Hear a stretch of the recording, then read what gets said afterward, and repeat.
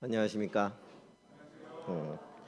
찬양이 잘 아는 찬양인데 우리 진주 순천 유배부 목사님들이 부르셔서 그런지 더 마음에 깊이 와 닿는 것 같습니다.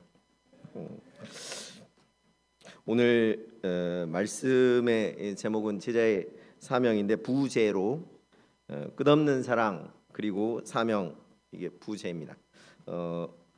요절 말씀 15절 같이 읽고 잠깐 기도하고 시작하도록 하겠습니다.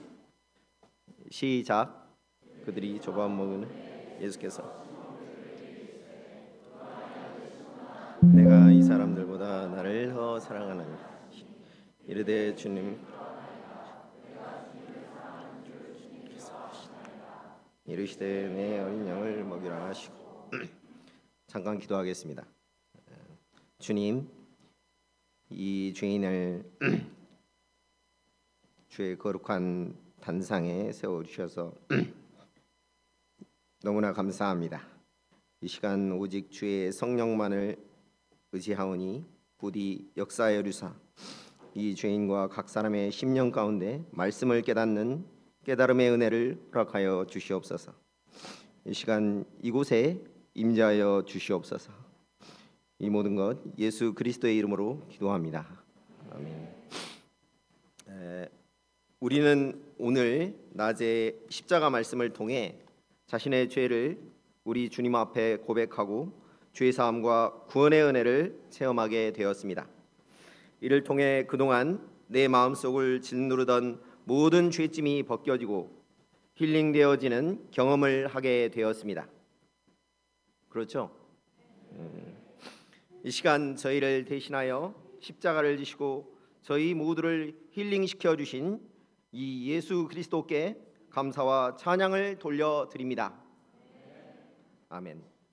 정말 이 십자가 사랑을 생각할 때 가슴이 벅차오름을 억누를 길 없습니다. 어찌 보면 이 사랑 하나만으로도 충분하다 할 수 있습니다. 그러나 이 시간 예수님은 이 십자가 사랑과는 또 다른 차원의 사랑을 우리에게 알게 해주고자 하십니다. 이를 통해 또 다른 힐링의 은혜를 맛보게 해주시기를 원하십니다. 그리고 그러한 힐링을 통해 우리 인생에 있어 진정한 의미와 가치가 있는 사명이 무엇인지 깨닫게 해주고자 하십니다. 말씀을 통해 저와 여러분이 또 다른 차원의 힐링의 은혜를 맛보고 우리 주님이 부여해 주시는 사명을 기쁨으로 영접하는 시간이 될 수 있기를 간절히 기도합니다. 파트 1 와서 조반을 먹으라 1절에서 14절까지 말씀입니다. 조반은 다 아시죠? 아침밥 먹으란 말입니다. 다 같이 1절 말씀을 보십시오. 그 후에 예수께서 티베리아 호수에서 또 제자들에게 자기를 나타내셨으니 나타내신 일은 이러하니라.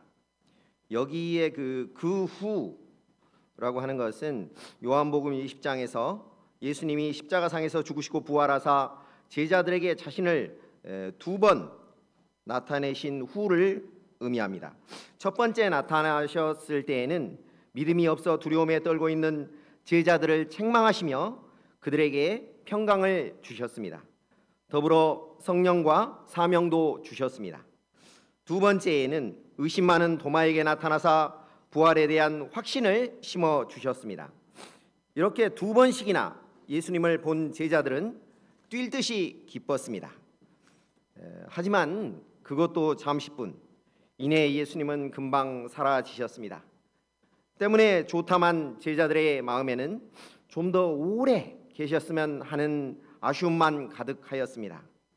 제자들과 예수님 사이의 사랑의 관계성도 완전하게 회복되지 않고 있었습니다. 이러한 상황 속에서 예수님은 이 디베리아 호수 여기에 세 번째로 찾아오셨습니다. 디베리아 호수는 여기 양들도 있으니까 잠깐 이야기하면 갈릴리 바다를 의미합니다. 제가 그 토론토에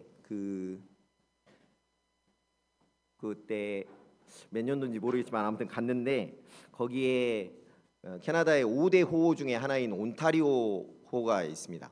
5대 호가 어딘 줄 아세요?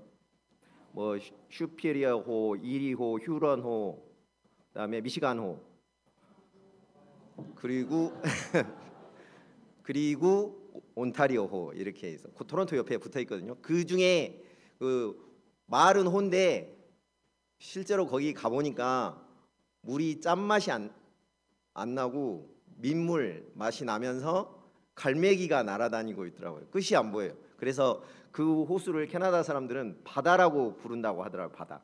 여기에 나오는 그 디베리아 호수도 실제로는 말이 호수지 바다예요. 바다. 엄청 크다는 거죠. 예. 다른 말로 갈릴리 바다, 게네사렛 호수 또는 바다 이렇게 이야기를 합니다. 여기에 예수님이 세 번째 찾아오셨습니다. 이때 제자들은 뭘 하고 있었습니까? 2절을 보십시오. 7명의 제자들이 한데 모여 있었습니다. 그들 사이의 분위기는 어땠을까요? 아마도 침통한 분위기였음에 틀림없었을 것입니다. 이는 베드로의 나는 물고기 잡으러 가노라 이 3절 말씀, 이 말을 통해 어느 정도 알 수 있습니다. 만약 예수님을 이미 2번 만났던 그 감격이 여태 사라지지 않고 있었다면 베드로는 물고기 잡으러 가겠다는 말 대신 뭔가 예수님을 위해 삶을 결단하는 말을 했을 것입니다.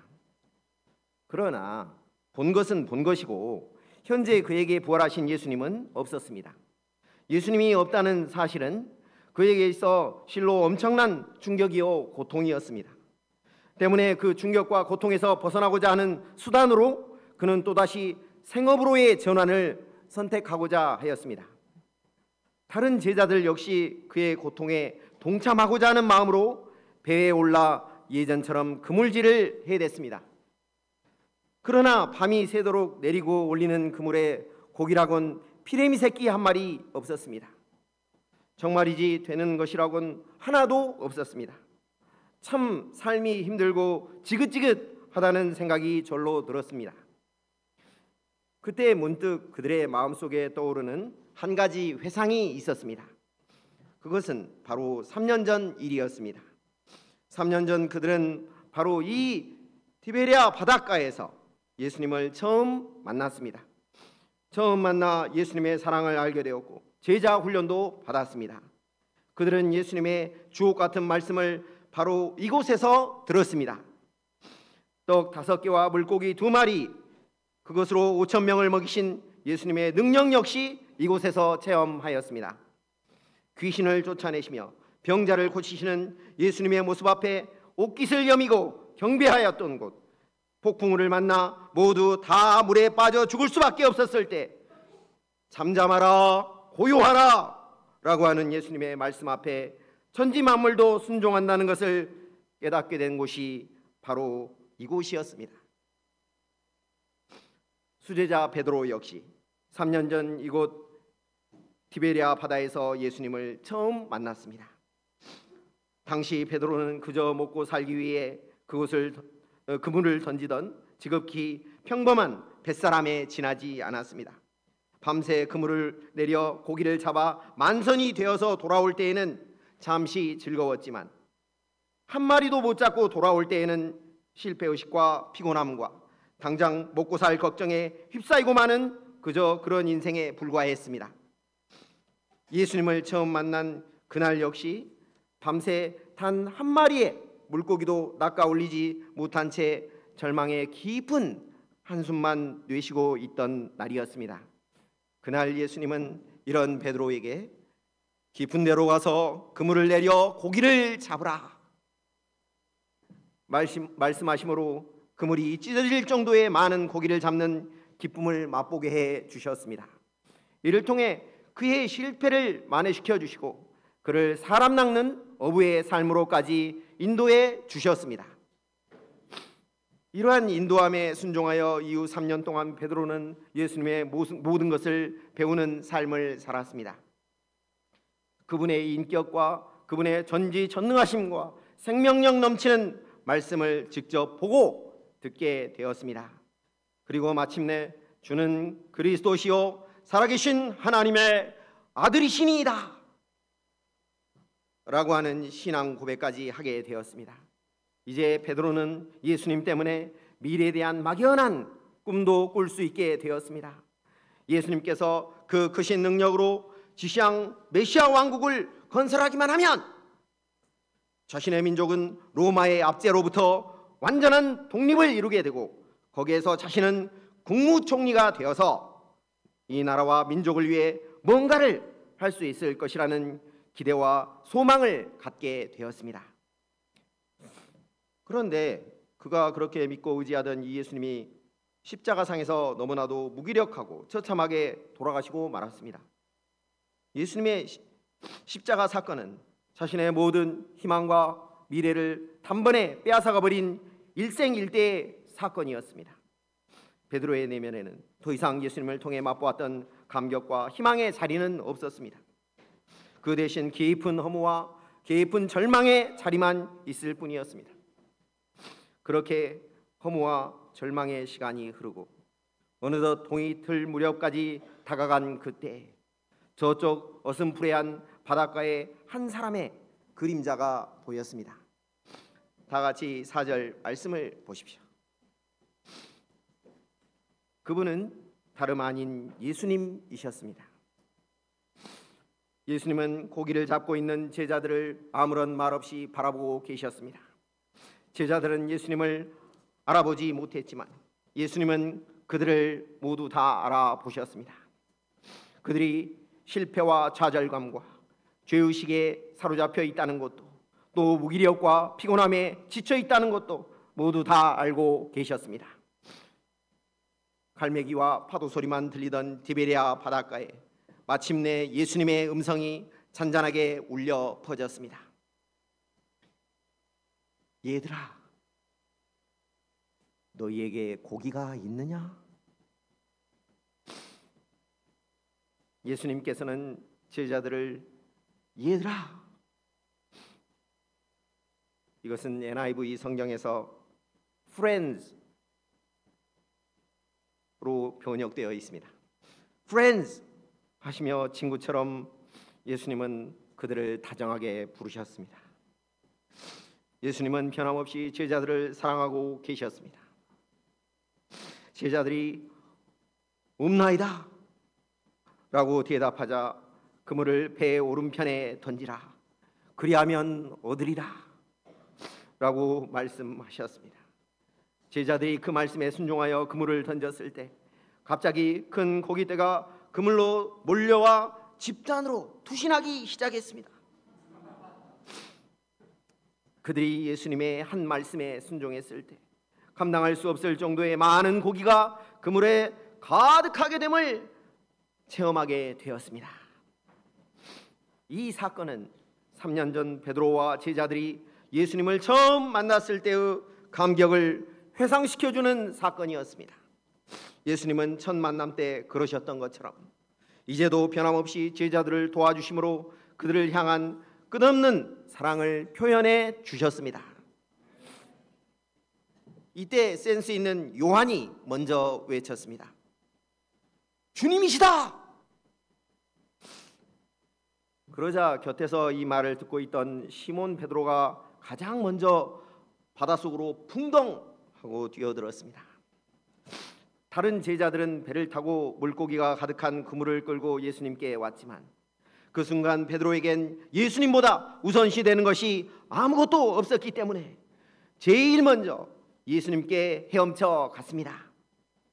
그렇게 제자들이 육지에 올라왔을 때 그곳에는 이미 예수님께서 피워놓으신 빨간 숯불이 따스하게 타오르고 있었습니다. 거기에는 둘이 먹다 하나가 죽어도 모를 맛있는 생선이 기가 막힌 냄새를 풍기며 익어가고 있었습니다. 김이 모락모락 나는 갓 쪄낸 떡도 있었습니다. 이는 피곤하고 지친 제자들을 위해 예수님께서 손수 마련하신 디베랴 호수 힐링 파티였습니다. 이 광경을 본 제자들은 어찌할 바를 몰라 머뭇거렸습니다.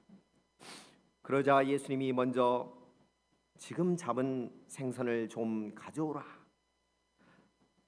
라고 하시며 분위기를 만들어 가셨습니다. 이에 행동파 베드로가 또다시 먼저 그물을 끌어올렸습니다. 그물 안에는 153마리나 되는 물고기가 있었습니다. 예수님은 이 물고기로 즉석에서 생선구이를 또 하셨습니다. 밤새 수고한 제자들의 춥고 배고픈 형편을 잘 아셨던 우리 주님은 그들을 위해 친히 모든 것을 준비해 주셨습니다. 이를 통해 그동안 마음고생이 심했던 제자들을 위로하며 힐링해 주시고자 하셨습니다. 다 같이 12절 상반절 하시니까지만 읽어보겠습니다. 12절 상반절 시작. 예수께서 이르시되 와서 조반을 먹으라 하시니. 와서 조반을 먹으라. 이제 조반을 모두 준비하신 예수님께서 제자들을 초청하고 계십니다. 그러나 선뜻 먼저 먹겠다고 나서는 제자가 없었습니다. 무엇보다 당신은 누구십니까? 라고 묻는 제자도 없었습니다. 왜냐하면 제자들은 이미 이분이 바로 예수 그리스도이신 줄 알고 있었기 때문이었습니다. 그랬습니다. 이분은 십자가에 못 박히고 부활하신 주님이셨습니다. 이 예수님은 어제나 오늘이나 영원토록 자신들을 사랑하고 계시는 주님이셨습니다. 사실 제자들의 마음 한켠엔 심한 찔림이 있었습니다. 예수님이 십자가에 못 박히시기 위해 잡히시던 날 밤 죽음이 두려웠던 그들은 자신들의 옷을 다 벗어 던진 채 걸어마 나 살려라 하고 모두 도망을 쳤습니다. 스승을 배반했다는 죄책감 때문에 그들은 쉽게 예수님께 나아가지 못했습니다. 뭐라 말을 할 수도 없었고 고개를 들 수도 없었습니다. 이런 제자들의 마음을 다 알고 계시는 듯 예수님은 마치 어머님처럼 그들을 불러주셨습니다. 와서 조반을 먹으라. 그리고 아직도 머뭇거리는 제자들에게 다가가 그 못자국 난 손으로 떡과 생선을 가져다가 한 사람 친히 먹여주셨습니다. 이를 통해 제자들은 그들을 향한 예수님의 변함없는 사랑을 직접 체험할 수 있었습니다. 파트 2, 내가 나를 사랑하느냐, 15절에서 17절까지 말씀입니다. 예수님과 제자들의 디베랴 힐링 파티는 한마디로 용서와 사랑이 가득한 그런 파티였습니다. 그런데 이렇게 파티가 무르익어 가고 있을 즈음 예수님께서 베드로를 향해 질문 하나를 던지셨습니다. 다 같이 15절 상반절 하시니까지 함께 읽어보도록 하겠습니다. 시작.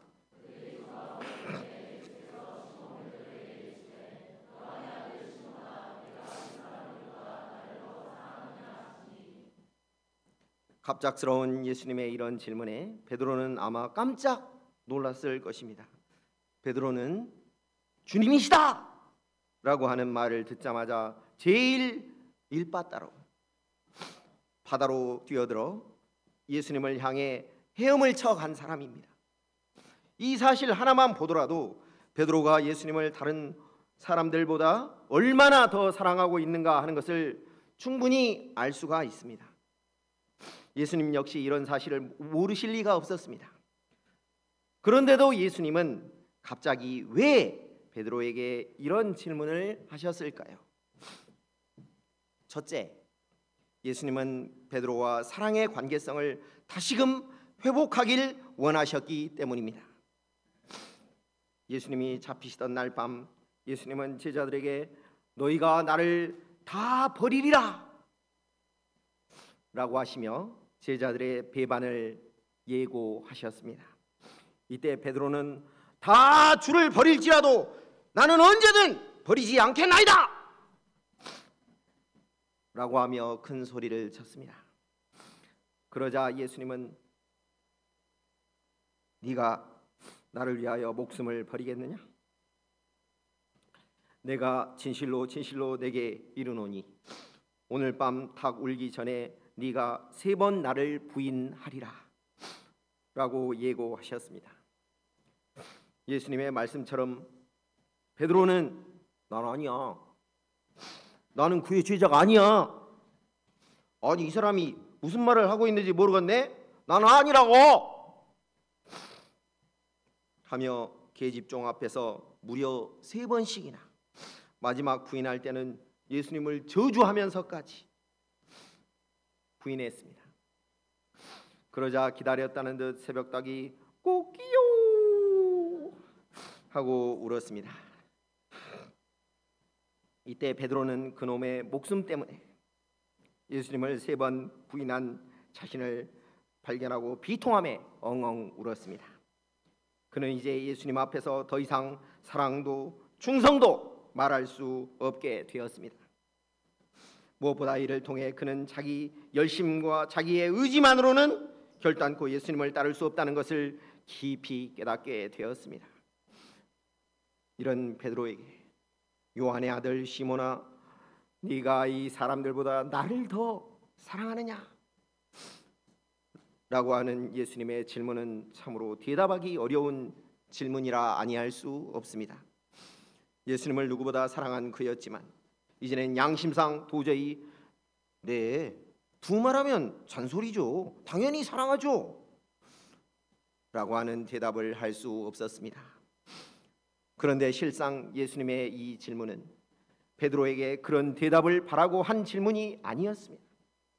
사실 그 질문은 예수님이 그를 사랑한다는 고백이었습니다. 무엇보다 예수님은 물으실 때 베드로야 라고 하지 않으셨습니다.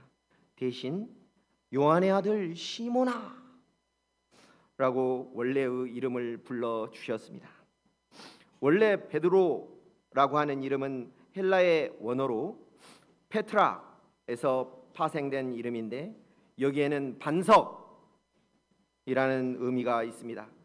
공생의 시절 예수님은 그에게 흔들림 없이 굳건하게 교회의 반석이 되라는 의미로 베드로라고 하는 이름을 부여해 주셨습니다. 그런데 베드로는 지금껏 말만 그럴싸했지 실제 베드로다운 면모를 전혀 보여주지 못했습니다. 더군다나 자신의 목숨이 위태로운 상황 앞에서는 더더욱 그러했습니다. 이것을 너무나 잘 알고 계셨던 우리 주님은 베드로 대신 요한의 아들 시몬은 갈대라는 의미입니다. 시몬이라 불러주심으로 그의 연약함과 허물을 모두 덮어주셨습니다.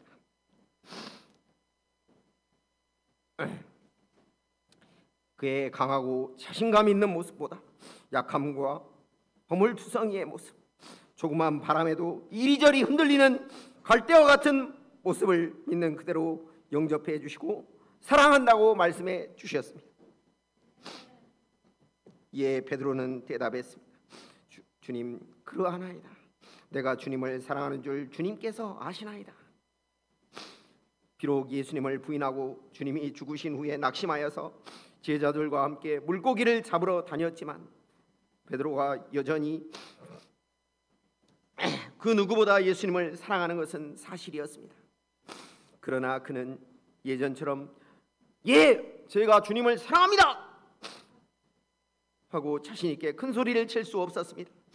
그래서 이렇게 우회적으로 사랑 고백을 하였습니다. 어느새 그는 사랑 고백을 하는 것조차 겸손히 주님을 의지하는 존재로 변화되어 가고 있었습니다. 그런데 베드로의 이렇듯 겸손한 대답을 들으신 예수님의 반응이 어떠합니까? 예수님은 그의 대답을 들으신 후 연거푸 2번이나 같은 질문을 하셨습니다. 요한의 아들 시몬아, 네가 나를 사랑하느냐? 요한의 아들 시몬아, 네가 나를 사랑하느냐? 이렇듯 같은 질문을 3번씩이나 반복하여 받게 되자 베드로의 마음에는 근심이 싹트기 시작하였습니다. 이는 필시 예수님이 나를 못 믿으셔서 그러는 것일 것이야 라고 하는 생각이 들자 마음이 괴로웠습니다. 이런 근심과 괴로움 가운데 그는 눈을 들어 예수님을 바라보았습니다. 그의 근심 어린 눈빛과 예수님의 자애로운 눈빛이 서로 마주쳤습니다. 이때 그는 다시 용기를 내어 고백했습니다. 주님, 모든 것을 아시오매 내가 주님을 사랑하는 줄을 주님께서 아시나이다.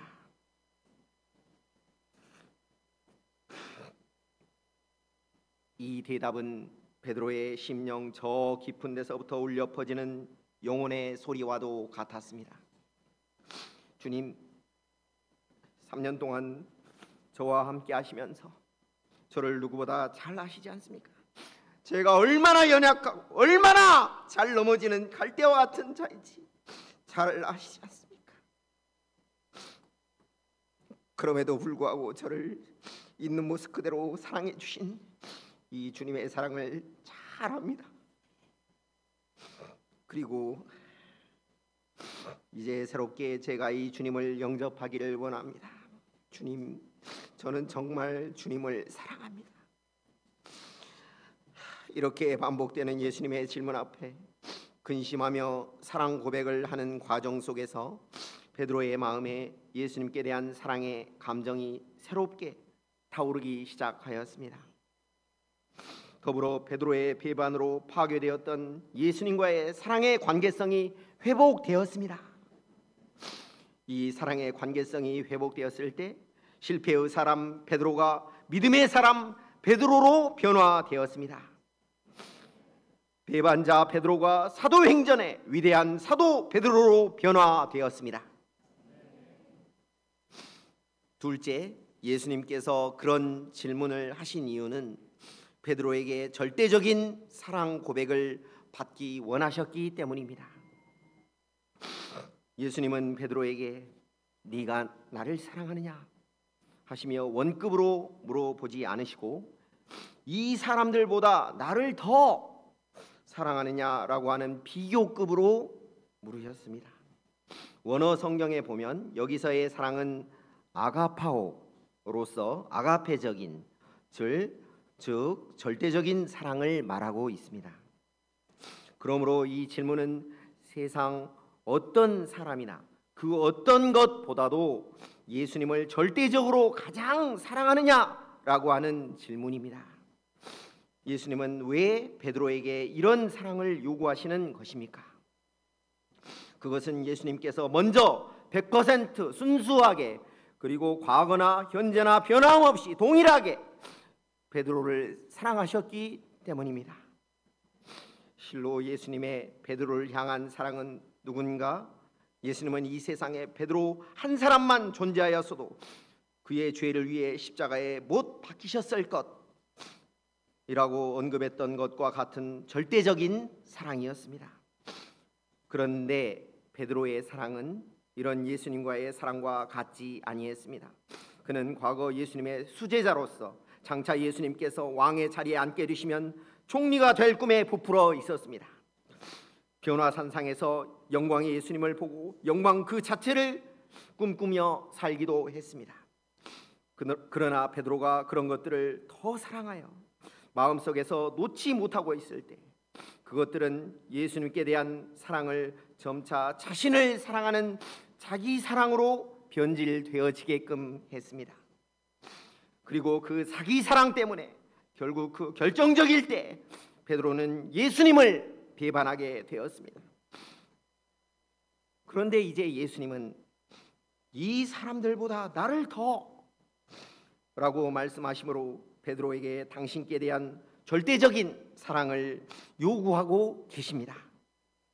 이 세상 그 어떤 것보다 그 어느 누구보다 오직 예수님 한 분만을 사랑하기를 원하십니다. 우리는 어떻습니까? 예수님의 이 사람들보다 나를 더 사랑하느냐라고 하는 이 질문이 여러분에게는 어떤 의미로 다가오십니까? 우리는 이번 여름 캠프를 통해 예수님의 베드로에 대한 사랑뿐만이 아니라 예수님의 우리에 대한 사랑 역시 절대적인 것임을 깨달아 알게 되었습니다. 때문에 예수님께서 우리에게 절대적인 사랑을 요구하시는 것은 어찌 보면 당연하다고 할 수 있습니다. 대부분의 경우에 있어서 예수님을 처음 만나서 첫사랑의 감격이 있을 때나 가진 것이 별로 없을 때 우리는 정말 순수하게 예수님 한 분만을 사랑합니다. 그러나 시간이 흐를수록 예수님 한 분만으로는 만족하지를 못하고 예수님 외에 또 다른 무엇인가를 기대하고 꿈을 꿉니다. 위대한 목자나 박사나 교수 목자가 되는 것, 이왕이면 남보다 더 좋은 직장이나 더 많은 재산을 갖고 여유롭게 신앙생활을 하는 것, 신앙 안에서조차 자신이 원하는 배우자와 결혼을 해서 아들, 딸 잘 낳고 단란한 가정을 꾸리는 것 등을 꿈꾸며 살아갑니다. 뭐 꿈을 꾸는 것까지는 좋습니다. 그런데 문제는 그 꿈이 예수님을 순수하게 사랑하는 마음보다 더 커져서 결국 그 꿈에 사로잡혀 살아가는 인생으로 변질되어진다는 것이 문제입니다. 그러면 어떤 일이 벌어지게 됩니까? 자기도 모르게 예수님과 나 사이의 관계가 서먹서먹하게 되고 급기야는 예수님과 그분을 위한 삶 자체가 부담스러워지는 지경까지 이르게 됩니다. 우리가 잘 아는 가룟 유다 역시 예수님의 12제자 중 한 사람으로서 3년간 줄기차게 예수님을 따라다녔지만 그분의 땀냄새를 맡고 그분의 말씀을 듣고 능력을 체험했지만 마음속 깊은 곳에 돈을 더 사랑하는 마음을 끝내 버리지를 못해서, 끝까지 버리지를 못해서 결국 예수님을 배반하게 되었습니다.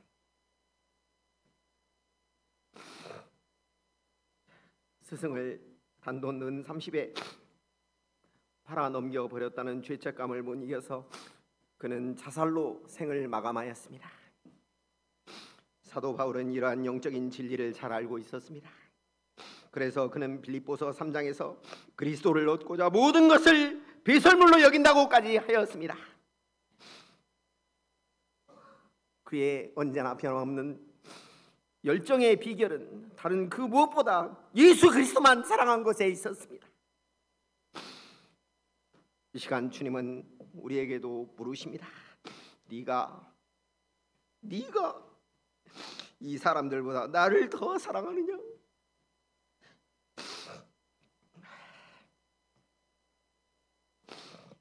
이 시간 우리 모두가 이번 캠프에서 새롭게 만난 예수님을 이 세상 그 무엇보다 또 그 누구보다 절대적으로 사랑하는 자들이 될 수 있기를 간절히 기도합니다. 예수님께서 그런 질문을 하신 세 번째 이유는 그에게 예수님의 양을 맡기고자 하셨기 때문입니다.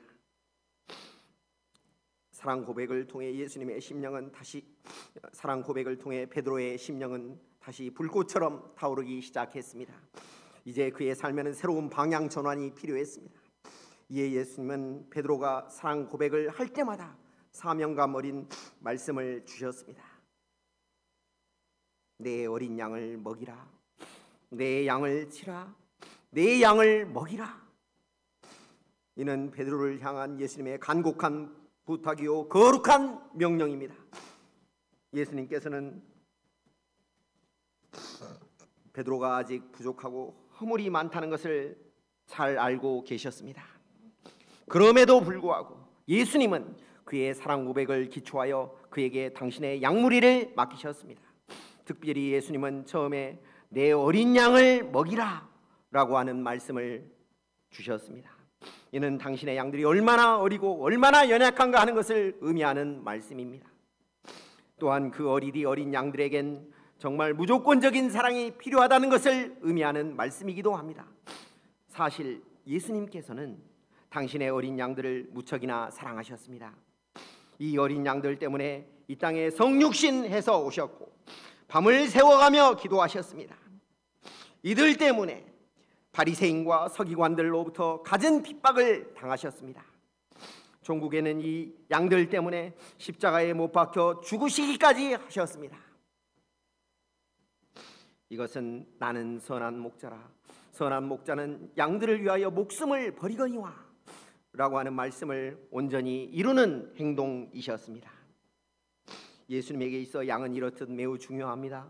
그런데 이제 부활하신 예수님은 하늘로서의 승천을 앞두고 계십니다. 승천하시게 되면 이 땅에서 더 이상 양들을 돌보실 수가 없습니다. 그래서 예수님은 승천하시기 직전 자신을 사랑한다 고백한 베드로에게 당신의 양떼들을 맡기고자 하신 것입니다. 우리 역시 우리 주변에 조금만 관심을 기울여 보면 우리 주님께서 사랑하시는 당신의 어린 양들이 참으로 많이 있다는 것을 깨달아 알 수 있습니다. 우리가 주로 섬기는 캠퍼스 또한 그러한 양들로 넘쳐납니다. 그런데 그 양들의 특징이 무엇입니까? 그것은 바로 그들이 인생의 참된 목표 의식과 방향 감각을 상실한 채 유리방황하고 있다는 것입니다. 사실 겉으로만 볼 때 이 시대는 참 물질적으로 풍요로운 시대라고 할 수 있습니다. 그러나 양들은 그들의 영혼에 참된 만족과 참된 기쁨을 주는 생명의 꼴을 찾지 못해서 방황하고 있습니다. 해서 아무 생각 없이 단순하게 즐길 수 있는 쾌락에 몸을 맡기며 살아갑니다. 그 아까운 청춘을 밤을 새워가며 술을 마시고 게임하는데 허비하는가 하면 돈의 노예가 되어서 주식과 가상화폐에 빠져 살아갑니다. 메마른 인간관계 속에서 오로지 스마트폰과 유튜브와 넷플릭스 시청에만 푹 빠져 지내는 사람도 너무나 많습니다. 사랑에 목말라서 방황하다가 정욕의 노예가 돼 죄의식으로 고통받기도 하며 불확실한 장래와 먹고 살 걱정 때문에 하루 종일 도서관에서 취업 준비에만 몰입해 사는 이도 허다합니다. 과연 이들의 문제가 무엇입니까? 바로 돌봐줄 목자가 없다는 것입니다. 사꾼 목자가 아니라 진짜 참된 목자가 없다는 것입니다. 그래서 우리 주님께서는 이 시대의 양들 곧 캠퍼스의 어린 양들을 안타깝게 보시며 지금 이 순간 우리에게 부탁하고 계신 것입니다. 내 어린 양을 먹이라. 이는 예수님의 사랑을 알고 체험한 모든 자에게 주시는 우리 주님의 위대하고 거룩한 명령이라 아니할 수 없습니다.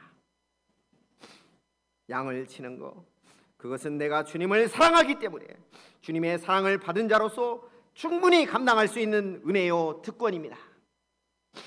무엇보다 내가 예수님을 사랑한다는 것에 대한 구체적인 증거 중에 하나이기도 합니다. 양을 먹이고 성장하도록 돕는 것, 물론 그거는 어렵습니다. 감당하기 힘든 아픔이 너무나 많고 많은 인내와 헌신 또한 필요합니다. 그러나 어느 누구든지 예수 그리스도를 정말로 사랑한다면 그 어떤 양이라도 감당하고 먹일 수가 있습니다. 무엇보다 그리할 때 그날의 우리 주님은 우리 각자에게 많은 칭찬과 함께 말로 다 표현할 수 없는 상급으로 우리를 위로하여 주실 것입니다. 잘하였다 착하고 충성된 종아. 이 시간 우리 모두가 예수님의 사랑에 기초하여서 주님께서 우리 각자에게 맡겨주신 이 시대의 어린 양들을 섬길 수 있기를 간절히 기도합니다. 예수님은 저의 인생 가운데서도 임하시고 십자가 사랑을 통하여 힐링시켜 주셨습니다. 1969년 자녀들에 대한 교육열이 남다르신 아버지와 독실한 기독교 신자이신 어머니 사이에서 3형제 중 장남으로 태어났습니다. 어렸을 적 저는 아버지의 엄청난 교육열로 인해 본의 아니게 공부를 좀 많이로 성장하게 했습니다. 속도 가세요? 남보다 책을 좀 더 빨리 읽고 달달 외우라 그래서 속도. 남들은 1시간에 10페이지 보는 거 너는 1분에 10페이지를 보고. 그래서 속도 학원을 다녔습니다. 별로 도움은 안 됐습니다.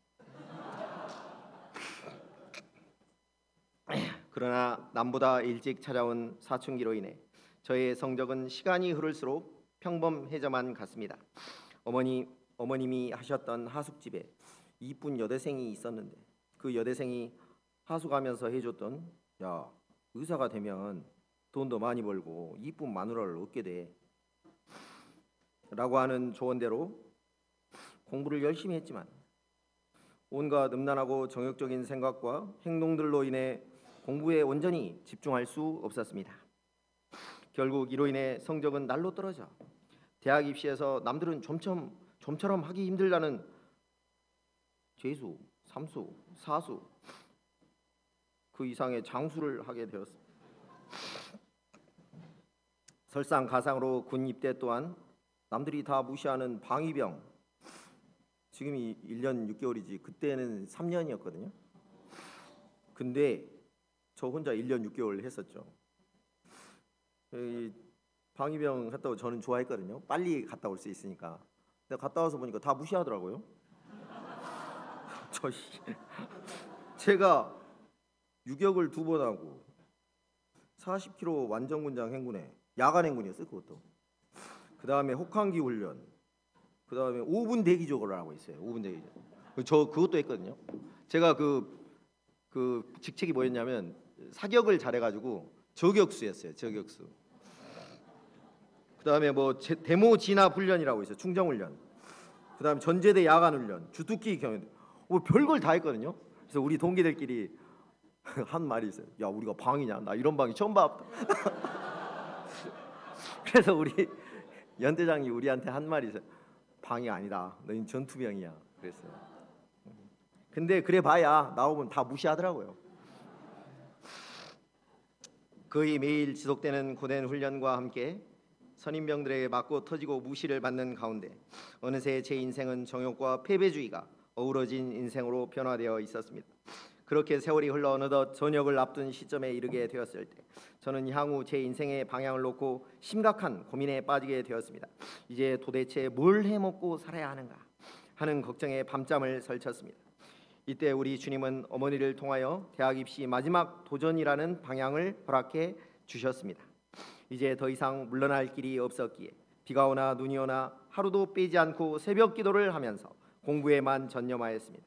그리야 할 때 하나님은 군 제대 후에 정확히 100일 만에 조선대학교 의과대학에 합격하는 은혜를 허락해 주셨습니다. 이 은혜에 감사한 나머지 제 학창 시절 전부를 우리 주님께 드리겠노라고 서원하였습니다. 예수님은 이를 받으사 입학하자마자 저를 이곳 UBF로 인도해 주시고 말씀 공부와 주일 예배를 통해 예수님의 사랑을 깊이 깨달아 아는 은혜를 허락해 주셨습니다. 이런 은혜 가운데 성장하던 중 1992년 참석한 여름 수양회에서 십자가상에서 나의 정욕과 패배주의의 모든 죄를 담당해 주시고 나를 사랑한다 말씀해 주시는 예수님을 만나게 되었습니다. 그분은 더럽고 추한 나의 모든 죄를 단번에 씻어 주시고 심판에 대한 두려움에 떨고 있는 나를 그 크신 사랑으로 말없이 품어 주셨습니다. 이 사랑이 기초가 되었을 때 제 입술에서는 주는 나의 그리스도라는 고백이 자연스럽게 흘러나오게 되었습니다.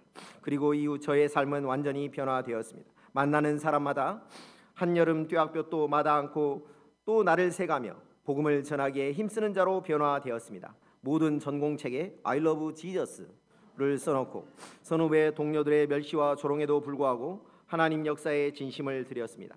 선배들은 이런 내가 못마땅해 주일날 예배를 드리기 위해 참석하지 않는 동문 카니발을 꼬투리 삼아서 학문에서 뭐가 나올 때까지 저를 두들겨 팼습니다. 어이구, 그 때리고 나서 이제 말하는 건데 생각나는 게 때리고 나서 그 때린 그 의대에 가면 빨간 벽돌 건물이라고 있어요. 옛날 그 건물 거기서 뒤지게 두드려 맞았거든요. 근데 때리고 나서 나는 이제 뭘 많이 쌌으니까 뭘 교체하러 가야 되잖아요. 근데 나보고 증심사 가자 그런 거예요. 그래 같이 뒤풀이 하자고. 내가 미쳤습니까 거기 가게. 걔들은 거기 가고 나는 남아서 집에 가가지고 이제 어머니 몰래 뒤처리를 했죠. 그래서 이제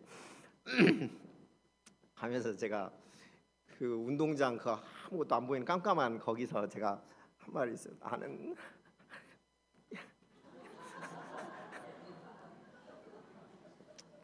난 예수님이 좋아서 그랬다. 나는 혼자도 좋다. 나는 예수님이 좋아서 그랬다. 나를 흑암에서 건져준 예수님 때문에 내가 그런 거다. 그랬어요.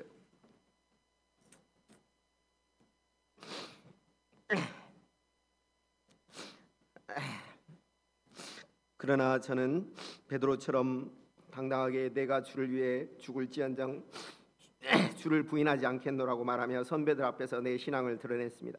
하나님은 저의 이런 마음을 받으시고 전공에서 장학금을 받는 축복과 함께 한 명의 양을 제자로 세우는 은혜까지 허락해 주셨습니다. 또한 영과 육 모든 것 하나 나무랄 데가 없는 여인과 믿음의 가정을 이루게 하시고 몇십 년이 지나도 이건 변함이 없습니다. 항상 똑같아요.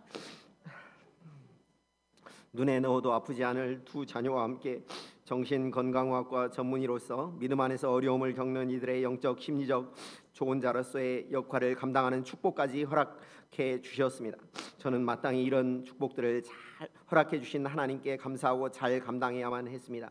그러나 세월이 흐를수록 저의 신앙은 예수님이 저에게 은혜로 주신 복들 곧 알파들을 더 사랑하고 그 복에 매이는 신앙으로 변질되어만 갔습니다. 하나님의 일보다 나의 직장과 나의 가족과 자녀의 일이 우선시가 되는 삶으로 점점 변해갔습니다. 전도를 하는 삶과 말씀과 기도에 전념하는 삶보다 주말에는 야외로 드라이브하거나 피곤하다며 시체 놀이를 하고 해외로 산과 바다로 여행 가는 삶을 더 사모하여 그것들을 더 즐기는 삶으로 변질되어 갔습니다. 무엇보다 겉으로는 절대 아니라고 말하면서도 하나님께서 주신 복 중에 하나인 돈을 사랑하고 돈에 집착하는 삶을 살았습니다. 결국 남보다 많이 벌고 있었지만 좀 더 안정된 노후와 편하고 안락한 삶을 위해서 그리고 세상 사람들에게 인정을 받고 싶은 명예욕에 선교 병원을 가장한 종합병원 운영에 손을 댔습니다. 처음 경영을 할 당시에는 여기저기서 원장님 하며 나를 높여주고 인정해주는 것이 정말 좋았습니다. 크리스찬 우리 극동방송 가가지고 제가 그 병원장 할 때 그 경영인 모임이 있어요. CBMC라고 거기 처음 갔거든요. 갔더니 나를 완전히 황제 대접을 해주더라고요. 진짜 좋더라고요.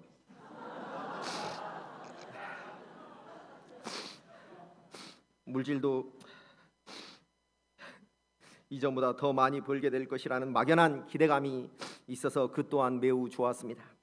저는 점점 이 세상의 물질적 가치관과 쾌락과 음란과 정욕을 사랑하는 자로 변해갔습니다. 반면 하나님과의 사랑의 관계성은 점점 식어만 갔습니다. 병원 경영을 핑계로 하나님 보시기에 합당하지 않는 행동을 반복하고 영적인 생활도 거의 하지 않는 상황이 되자 어느새 저는 신앙의 명맥만 겨우 이어나가는 말뿐인 목자가 되어 있었습니다.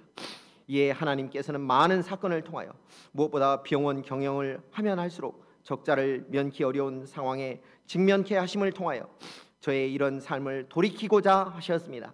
하지만 저는 저의 힘과 의지만으로 이 난국을 어떻게든 타개해 나가고자 했습니다. 그러나 상황은 더욱더 안 좋은 상황으로 흐르게 되었고 결국 야심차게 시작한 병원은 개원한 지 1년도 채 되지 않은 상황에서 많은 빚과 함께 문을 닫는 지경에까지 이르게 되었습니다. 관할 보건소에 폐업계를 제출하고 올 때 저는 인생에서 패배했다는 생각과 함께 순간적인 자살 충동에까지 휩싸이게 되었습니다. 제가 병원 옮기고 장성병원으로 갔는데 거기 죽기 딱 좋은 곳이 있어. 매일같이 점심에 밥 안 먹고 그쪽으로 차 몰고 가지고 그대로 빠져 죽을 걸 몇 번을 고민을 했습니다. 거기 가보시면 죽기 딱 좋아요.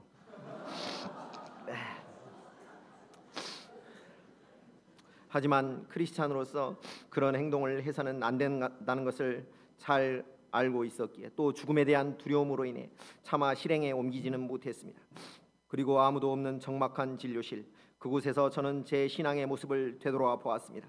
도대체 뭘 해먹고 살아야 할지 몰라 자살할 생각마저 들었던 장수생 시절 누가 봐도 불가능한 상황 가운데서 합격해 하심으로 실패를 만회시켜 주시고 사람 낚는 어부의 삶을 살게 해주신 예수님, 그분이 그리도 좋아서 주를 위해 죽을지언정 어떤 순간이 와도 주님을 부인하지 않겠노라 다짐하고 매를 맞아 가면서까지 그분께 절대적이고 순수한 사랑을 고백하는 그런 삶이었지만 막상 주께서 허락하신 복을 누리게 되자 그 복들에 눈이 멀어서 회식 자리에서 세상 욕심과 정욕과 쾌락과 물질 앞에서 그 외 나의 모든 삶 속에서 베드로처럼 3번만 부인한 것이 아니라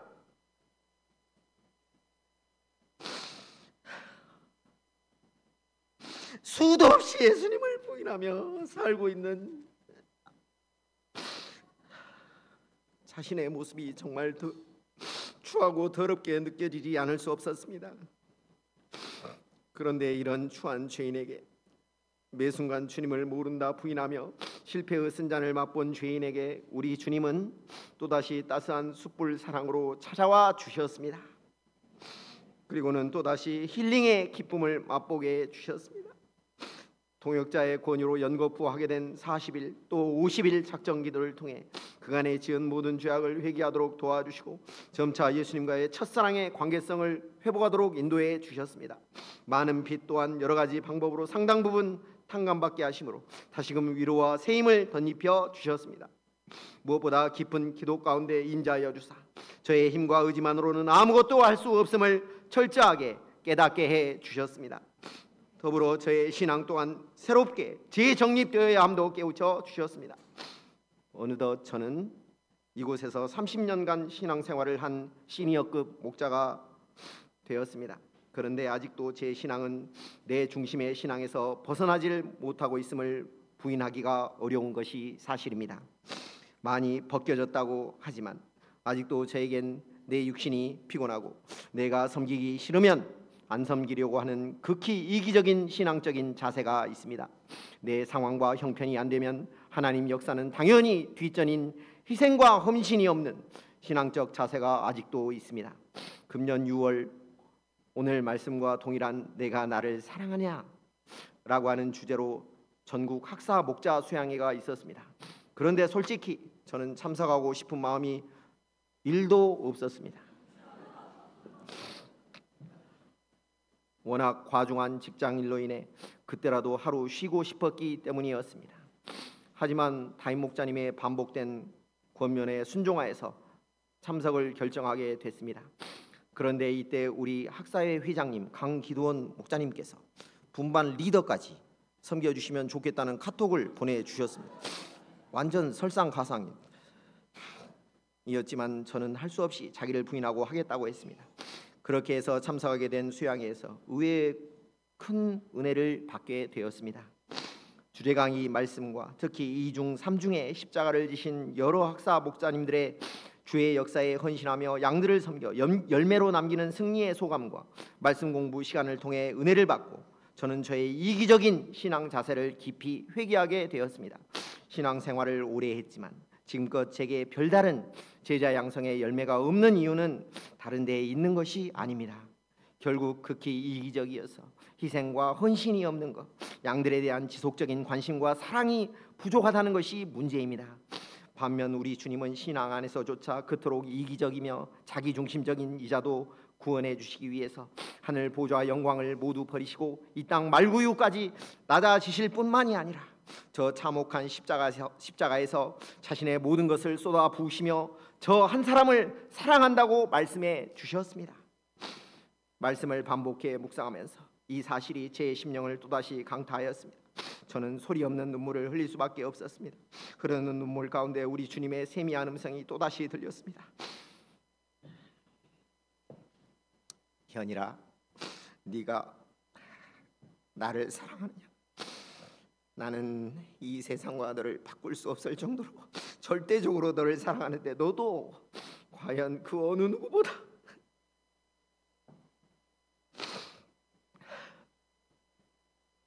세상 그 무엇보다 또 네 자신보다 나를 더 사랑하느냐?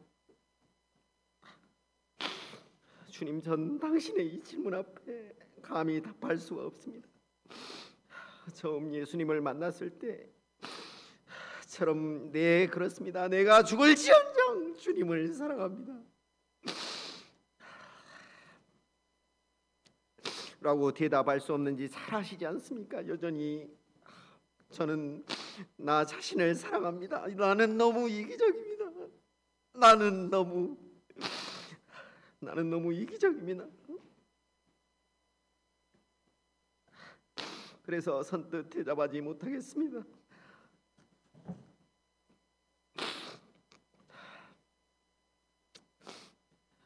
그러나 이제 주께서 원하시면 저의 이 극한의 이기심과 자기 사랑을 내려놓겠습니다. 그리고 주님, 당신의 그 거룩하고 위대한 질문 앞에 이제 감히 말하고자 합니다. 제가 주님을 사랑하는 줄 주님께서 아시나이다. 저의 이 고백을 받아 주시옵소서.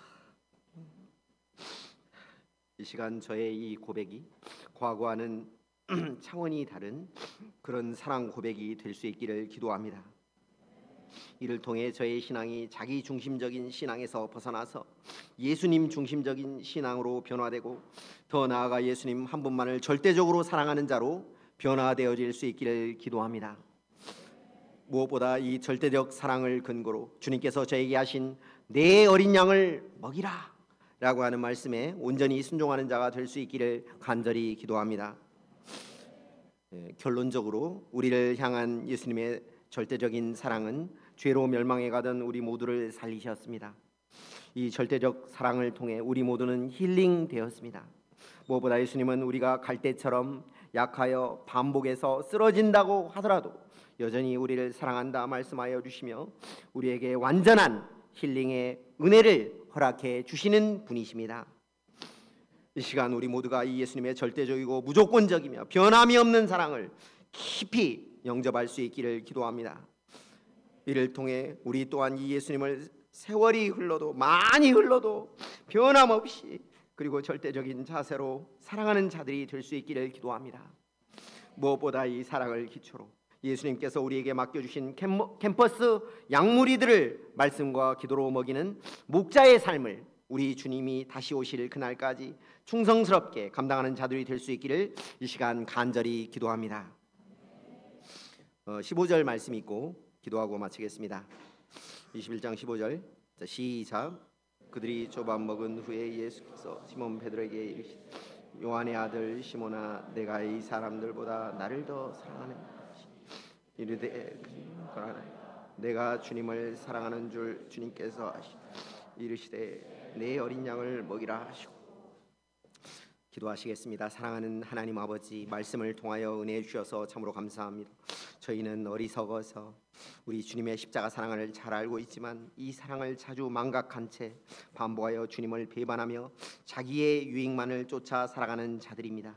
그럼에도 불구하고 이런 이기적인 자들을 변함없이 사랑하여 주시고 죄로 병든 내면을 다시금 회복하여 힐링시켜 주시니 참으로 감사합니다. 성령님, 이 시간 저희를 힐링시켜 주시는 우리 주님의 저희를 향한 절대적인 이 사랑을 깊이 깨달아 알 수 있게 하여 주시옵소서. 이를 통해 끊어졌던 주님과의 사랑의 관계성이 다시금 회복이 되고 우리 주님께서 저희에게 맡겨주신 캠퍼스 양무리들을 말씀과 기도로 먹이는 사명인의 삶을 최고의 가치로 여기며 살아갈 수 있게 해주시기를 이 시간 간절히 기도합니다. 말씀을 주셔서 감사하며 이 모든 것 예수 그리스도의 이름으로 기도합니다. 아멘.